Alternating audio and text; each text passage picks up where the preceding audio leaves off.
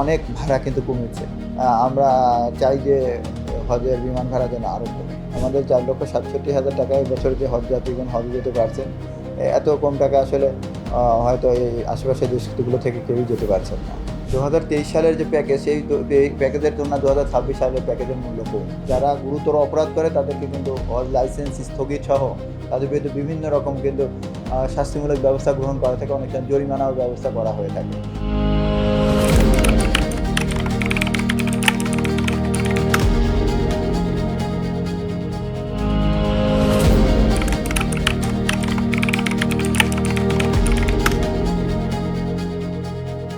আল্লাহর মেহমানদের খেদমত করতে পারা আসলে সৌভাগ্যের বিষয়, এবং এটা আমি একটা পুণ্যময় কাজ হিসাবে বিবেচনা করি, এবং এটা আল্লাহর একটা ইবাদতের হিসাবে বিবেচনা করে। সেই দৃষ্টিকোণ থেকে আমি আলহামদুলিল্লাহ আমি খুবই খুশি যে এই সেবাটা করার সুযোগ আল্লাহ আমাকে করে দিয়েছেন।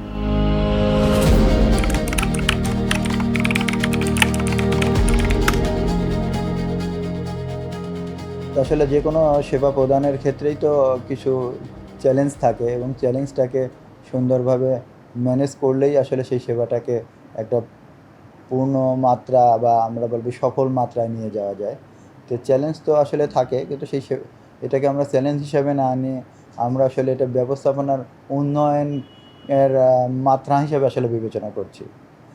হজ ক্যাম্পে ধরেন বিভিন্ন রকম সেবা রয়েছে, এই প্রত্যেকটা সেবাকেই যে আমরা ইতিপূর্বে যেভাবে এই সেবাটাই প্রদান করেছি তার থেকে আরও কীভাবে উত্তরোত্তর উন্নতি করা যায়, সেটাই হলো আসলে, সেটাকেই বলছি আমরা যে উন্নয়নেরটাকেই আমরা একটা চ্যালেঞ্জ হিসাবে চিন্তা করছি, বা আমরা উন্নয়নের মানদণ্ডকেই আসলে আমরা ব্যবস্থাপনার জন্য মানে একটা অনুঘটক হিসেবে বিবেচনা করছি।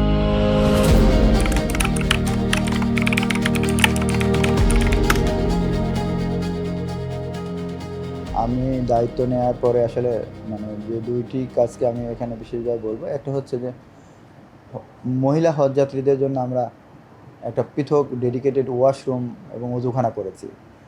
আপনার নিশ্চয়ই জানা আছে যে আমাদের হজ ক্যাম্পে যে সমস্ত মহিলা হজযাত্রীগণ আসেন তাদের আসলে নামাজের ব্যবস্থাটা আমাদের হজ ক্যাম্প জামে মসজিদের 2য় তলায়, কিন্তু ইতিপূর্বে 2য় তলায় এই নামাজের পাশে আসলে তাদের জন্য কোনো অজুখানা ছিল না বা ওয়াশরুম ছিল না। একটি মাত্র অজুখানা এবং ওয়াশরুম আমাদের যেটা মহিলাদের জন্য ছিল, সেটি হচ্ছে ইমিগ্রেশন এলাকাতে।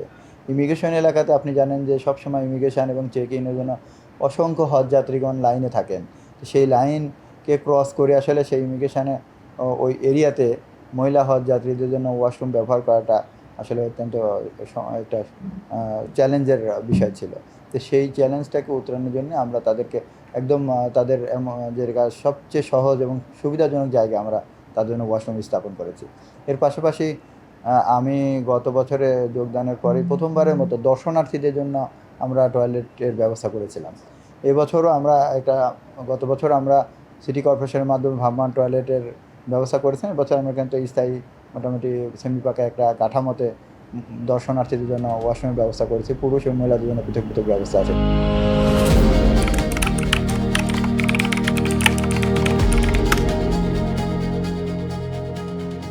হজ হচ্ছে সামর্থ্যবান মুসলমানদের জন্য ফরজ ইবাদত, এবং যারা শারীরিক এবং আর্থিকভাবে সামর্থ্যবান তারাই হজ করবেন। তবে তারপরেও আমাদের সামাজিক অবস্থা এবং অন্যান্য প্রেক্ষাপট বিবেচনা করে সরকার কিন্তু প্রতিনিয়তই হজের খরচ কমানোর চেষ্টা করছে। যেমন গত বছরে আমাদের হজ ফ্লাইটের ভাড়া কিন্তু অনেক টাকা কমানো হয়েছিল, এবং এবছরে আরও কমানো হয়েছে। আপনি যেটা বললেন, আসলে আমাদের যেমন এবছরে একটি হজ প্যাকেজ তৈরি করা হয়েছে যেটি কোরবানি সহ 4,67,000 টাকা মাত্র, সেটা কিন্তু 5 লক্ষ টাকার নিচে। এভাবে সরকার কিন্তু আসলে প্রতিনিয়তই চেষ্টা করছে যে হজটাকে যাতে আমাদের ধর্মপ্রাণ মুসলমানদের জন্য আরও সহজলভ্য করা যায়। এবং আপনি নিশ্চয়ই দেখেছেন যে বর্তমান যে সরকার ক্ষমতাসীন আছেন তাদের যে নির্বাচনী ইশতেহার আছে সেখানে কিন্তু হজটাকে সহজলভ্য করার কথা বলা আছে, এবং সেই লক্ষ্যে বর্তমান সরকারও এই বিষয়ে অত্যন্ত আন্তরিক। এবং যেহেতু আগামী হজ প্যাকেজ হয়তো বর্তমান সরকারের অধীনে হবে, তখন হয়তো আমরা এর সুফল ইনশাল্লাহ দেখতে পাবো।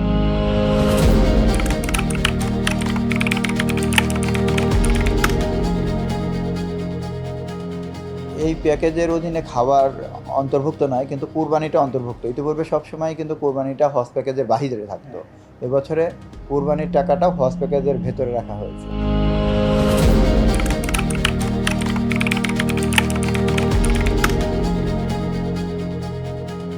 আল্লাহর মেহমানদের যাতে হজ যাত্রাটা সম্পূর্ণ প্রশান্তিময় হয়, স্বস্তিদায়ক হয়, সেজন্য আসলে আমরা বিভিন্ন রকম পদক্ষেপ নিয়েছি। বিশেষত আমরা যদি এই হজ ক্যাম্প, যেটি হচ্ছে হজ ব্যবস্থাপনার একটি নোডাল পয়েন্ট, আমরা হজ ক্যাম্পকেও কিন্তু আমরা প্রস্তুত করেছি।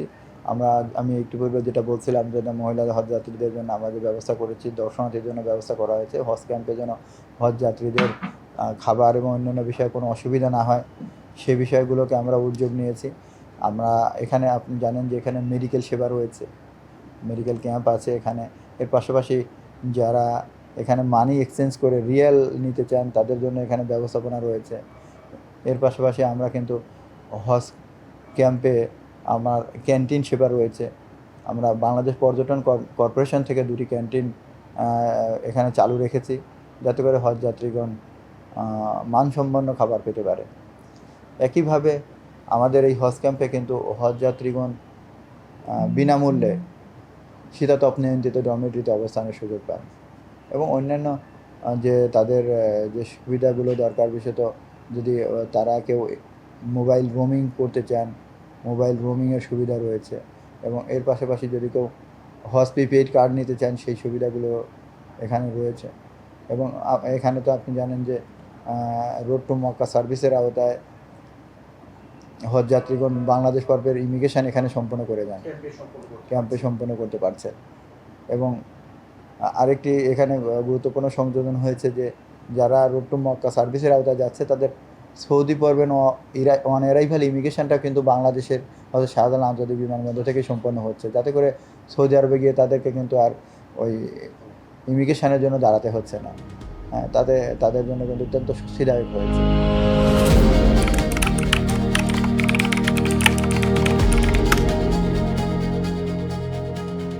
আজকের এই তথ্য প্রযুক্তির এই যুগে আসলে তথ্য প্রযুক্তি সকল সেবার মাধ্যমে কিন্তু গুরুত্বপূর্ণ ভূমিকা পালন করছে। এবং আপনাকে আমরা এটি বলতে চাই যে আমাদের এই হজ ব্যবস্থাপনাটাও প্রায় বলতে গেলে পুরোপুরি তথ্য প্রযুক্তি ভিত্তিক। এখন একজন হজ যাত্রী ইচ্ছা করলে তিনি ঘরে বসে স্মার্টফোনের মাধ্যমে কিন্তু তার রেজিস্ট্রেশন সম্পন্ন করতে পারবেন, এই ব্যবস্থাপনা রয়েছে। এবং আমরা একটি মোবাইল অ্যাপস ডেভেলপ করেছি।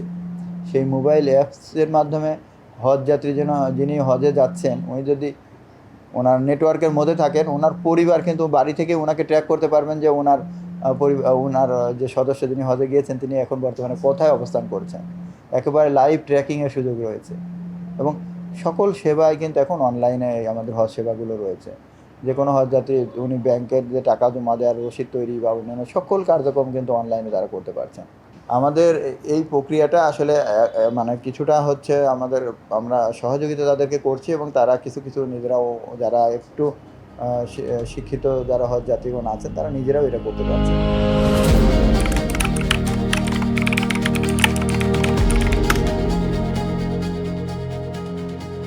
সরকার সবসময় হজ যাত্রীদের জন্য যাতে সুযোগ সুবিধা বাড়ানো যায় সেই বিষয়ে আন্তরিক। আমি আপনাদেরকে বলবো যে গত বছরের যে হজের যে প্যাকেজগুলো ছিল, সেটি কিন্তু তার আগের বছরের হজের প্যাকেজের চেয়ে কম ছিল, এবং এবছরের হজ প্যাকেজটা গত বছরের চেয়েও আরও কমানো হয়েছে। সরকার অত্যন্ত আন্তরিক এবং এটিকে আরও সহজলভ্য এবং হজ যাত্রীদের জন্য আরও কীভাবে সাশ্রয়ী করা যায় সেই চেষ্টা অব্যাহত আছে। তবে একটা বিষয় আমাদেরকে আসলে মানতে হচ্ছে, সেটি হচ্ছে যে সৌদি সরকারের যে নির্ধারিত ফি, এগুলো অনেক ক্ষেত্রে বেড়েছে। এবং আরেকটি বিষয় হচ্ছে যে আপনারা নিশ্চয়ই জানেন যে মানে আমরা বাংলাদেশ থেকে যে টাকা পাঠাই, এটিকে আসলে তারা তো সৌদি রিয়ালের হিসাবে তারা বিবেচনা করে, যার কারণে রিয়াল এবং টাকার যে এক্সচেঞ্জ রেটের যে পার্থক্য হয়েছে, সেটাও কিন্তু আসলে মানে মূল্য বৃদ্ধির ক্ষেত্রে একটা গুরুত্বপূর্ণ ফ্যাক্টর হিসেবে কাজ করছে। একটা প্যাকেজের যে মোট খরচের আমি বলবো যে 75%-এর উপরে কিন্তু সৌদিতে খরচ হয়ে যায়। শুধু বাংলাদেশ পর্বে কিন্তু একদম খুব কম টাকা খরচ হয়। প্লেন ফেয়ারটাই হচ্ছে এখানে প্রধান খরচ, আর ওভারঅল ম্যানেজমেন্টের পারপাজে এটার খরচ কিন্তু 5,000-এরও কম। সমস্ত খরচটাই আসলে সৌদি পর্বে হয়ে যায়। বিশেষত বাড়ি ভাড়া, সরকারের অন্যান্য বাড়ি ভাড়ার সঙ্গে যে সৌদি গভর্নমেন্টের যে একটা ভ্যাট আইটি রয়েছে, 17.5% ভ্যাট আইটি রয়েছে, তাঁবু ব্যবস্থাপনা, এই সব কার্যক্রম আসলে সৌদি সরকার এবং সৌদি কর্তৃপক্ষ করে থাকে, যার কারণে আসলে খরচটা ওই পর্বেই মূলত বেড়েছে। এবং আমি গত 2 বছরের তুলনায় এই পর্বে খরচ কিন্তু অনেক কমেছে।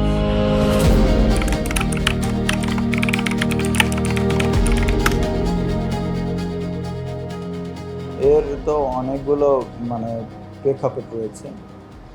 বৈশ্বিক অর্থনীতির যে প্রেক্ষাপট, সেটি একটি বিষয় গুরুত্বপূর্ণ। আরেকটি হচ্ছে যে এখন, আগে একটা সময় আমাদের দেশে হজ যাত্রীগণ হজে ঠিক যাওয়ার আগে মাত্র তারা নিবন্ধন সম্পন্ন করতেন এবং সেই নিবন্ধন সম্পন্ন করে তারা খুব দ্রুত হজে চলে যেতেন। কিন্তু সৌদি সরকারের বর্তমান যে রোড ম্যাপগুলো রয়েছে, তাতে দেখা যায় যে তারা হজ কার্যক্রম হজ শেষ হওয়ার পরের দিন থেকেই শুরু করে পরবর্তী হজ কার্যক্রম, এবং নিবন্ধনের টাইম যেমন গত বছরের তুলনায় এবছরে নিবন্ধনের টাইম 2 মাসেরও অধিক সময় এগিয়ে নিয়ে আসা হয়েছে, যেটার কারণে আমাদের হজ যাত্রীগণের প্রস্তুতি গ্রহণের আগেই আসলে নিবন্ধন কার্যক্রমের মানে শেষ হয়ে যাচ্ছে। তো এই বিষয়গুলো যেহেতু প্রত্যেক বছরই তারা নতুন করে এই ধরনের মানে ডিসিশানগুলো জানায়, যার কারণে আমাদের হজ যাত্রীগণ সেটার সাথে পুরোপুরি মানে সমন্বয় সামঞ্জস্য বিধান করবার আগেই আসলে দেখা যাচ্ছে সময়টা শেষ হয়ে যাচ্ছে। তবে এটা যদি তারা যেটা এগিয়ে নিয়ে এসেছে সেটা যদি সেখানেই যদি থাকে, তাহলে আবার হজযাত্রী হয়তো অভ্যস্ত হয়ে যাবে, তখন হয়তো তারা নিবন্ধনের জন্য ওইভাবে প্রস্তুত থাকবে। আপনি যদি দেখেন যে 2023 সালের যে প্যাকেজ, সেই প্যাকেজের তুলনায় 2026 সালের প্যাকেজের মূল্য কম, কিন্তু 2023 সালে কিন্তু অনেক হজযাত্রী ছিল, 1,27,000-এর মতো হজযাত্রী তখনও ছিল।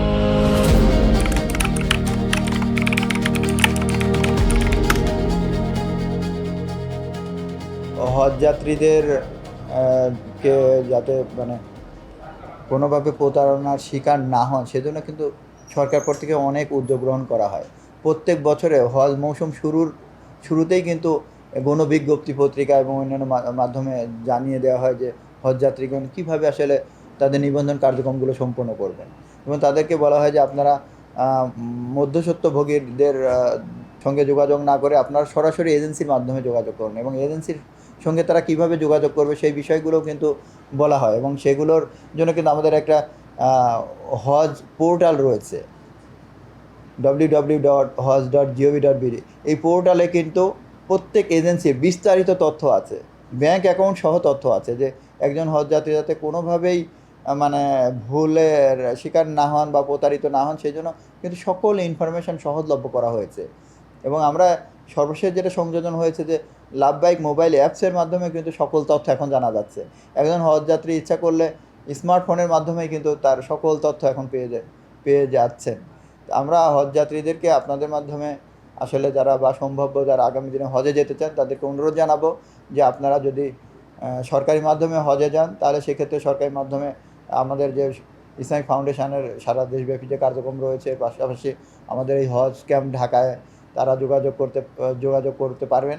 এবং যারা বেসরকারি মাধ্যমে যারা হজে যাবেন, তারা মূল এজেন্সির সঙ্গে যোগাযোগ করবেন, কারণ এজেন্সিদের কিন্তু সকল যে নাম্বারগুলো সেগুলো কিন্তু আমাদের এই হজ পোর্টালে রয়েছে।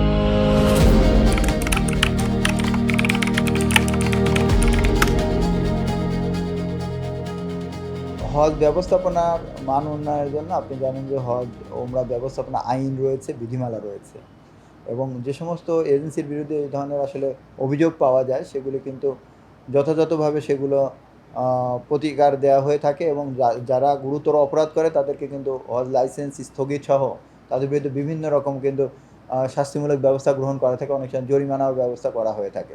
তো এইভাবে কিন্তু তাদেরকে এই কার্যক্রম থেকে বিরত থাকার জন্য চেষ্টা করা হচ্ছে। আর আরেকটি বিষয় হচ্ছে যে আমরা মানে সকল সম্ভাব্য হজযাত্রী বা হজযাত্রীগণ যারা এবছরও আছেন, তাদের সবাইকে একটি বিষয়ে অনুরোধ করতে চাই যে আপনি যখন কোনো এজেন্সির সঙ্গে হজে যাবার জন্য মানে পরিকল্পনা করছেন, তখন অবশ্যই তার সঙ্গে একটা লিখিত চুক্তিতে আবদ্ধ হবেন। সেই লিখিত চুক্তিতে কি কি সেবা তারা প্রদান করবে, মক্কা মদিনায় তাদের অবস্থান কোথায় হবে, খাবারের মান কি হবে, তাঁবুতে তারা কোন জোনে থাকবে, কি মানের সেবা তাদেরকে দেওয়া হবে, এই সকল বিস্তারিত তথ্য সম্বলিত, এবং তারা যদি একটি চুক্তিপত্র স্বাক্ষর করে, তাহলে কিন্তু তারা প্রতারণার হাত থেকে নিষ্কৃতি পাবে। এবং এটি কিন্তু আইন এবং বিধিমালা অনুযায়ী এটা প্রত্যেক মানে এজেন্সির জন্য এটা অবশ্য কর্তব্য যে সে প্রত্যেক হজযাত্রীর সঙ্গে চুক্তিবদ্ধ হবে।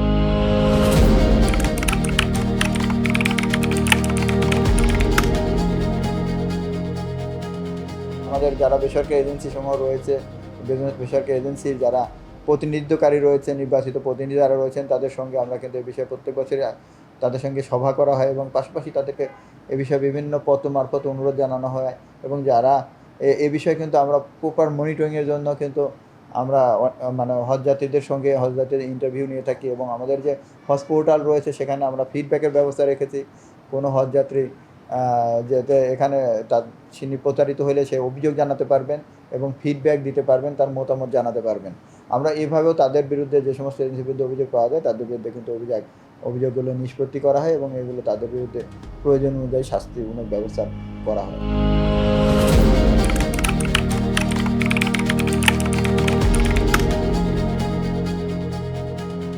এটি আসলে বিভিন্নভাবে এরকম শোনা যায়, কিন্তু আমরা কিন্তু যে আমাদের যে তথ্য আমরা আমাদের ইন্ডিয়ান হজ মিশন বা ইন্দোনেশিয়ান হজ মিশন থেকে পেয়েছি সেখানে কিন্তু আসলে খরচ কম নয়। আমরা বরং আমি আপনাকে বলবো যে আমাদের 4,67,000 টাকা এই বছর যে হজ যাত্রীগণ হজে যেতে পারছেন, এত কম টাকা আসলে হয়তো এই আশেপাশের দেশগুলো থেকে কেউই যেতে পারছেন না।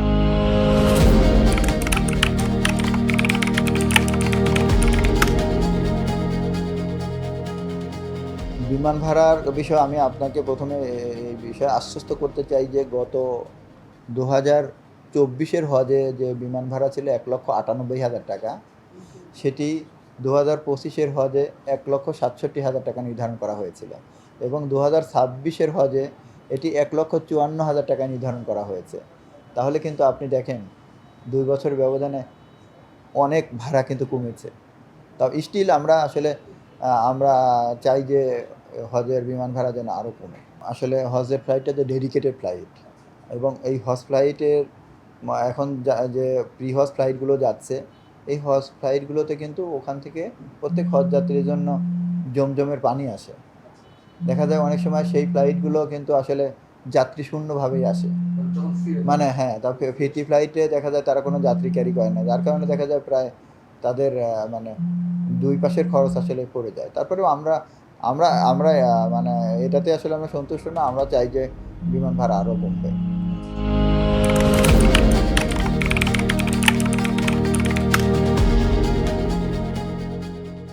হজ ব্যবস্থাপনাটাকে আসলে মান উন্নয়ন এবং হজ যাত্রীদেরকে মানে হজটাকে সঠিকভাবে যাতে আহকামগুলো যথাযথভাবে প্রতিপালন করতে পারে সেজন্য আসলে প্রশিক্ষণের বিকল্প নেই।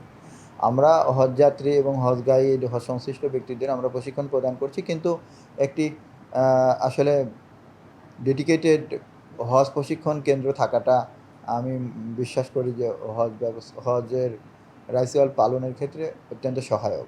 কারণ আমরা অধিকাংশ হজ যাত্রী কিন্তু জীবনে মাত্র একবারই হজে যান, সুতরাং একবারেই তাকে যাতে নির্ভুলভাবে হজটা করতে পারেন সেজন্য আসলে প্রশিক্ষণ 1 দিন 2 দিনের আসলে প্রশিক্ষণটা যথেষ্ট নয়। এটি আসলে তাদেরকে বিভিন্ন সময়ে মেয়াদি প্রশিক্ষণ প্রদান করাটা প্রয়োজন বলে মনে করি। আমরা এই বিষয়টি নিয়ে আমাদের ঊর্ধ্বতন কর্তৃপক্ষকে অনুরোধ জানাবো যাতে করে হজ প্রশিক্ষণের জন্য একটা ডেডিকেটেড সেন্টার প্রস্তুত করা হয়।